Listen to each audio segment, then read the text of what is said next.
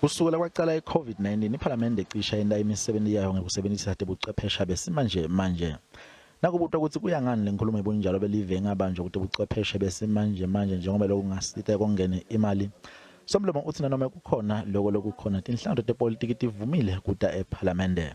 That act was meant to disrupt the workings of parliament. Then it was important for us to take this political decision that no burning of a parliamentary building, no amount of sabotage will actually distract us from holding the State of the Nation address. Kubekwe imali lengo-4 million rand ukuthi yende lomsebenti walenkhulumo yebunjalo belive. Inkhulumo mpikiswano yayo kanye nesikhathi mengameli avela kuyophendula imibuto. Kulena mali 1.9 million rand ubekele kwenda lomsebenti walenkhulumo yebunjalo belive. Kute kulandzelwe imigomo yokutama kulisana COVID-19 akusiwo onke emalunga ephalamende litoba khona ngesicu sawo.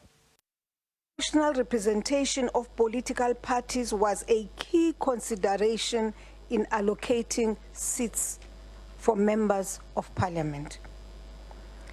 The National Assembly will be represented by 238 members of parliament physically present in the House, whilst the National Council of Provinces will have 60 permanent delegates present, including the provincial premiers and SALGA representatives. Titatanyisa letiqinisekisile ukuthi tiyoba khona tifaka ekhathi mengameli waphambili neThabo Mbeki. Lona bekalisala mengameli Phumzile Mlambo Nqakula nabo Somlomo phambili baleka methe na Dr. Free Jinwala.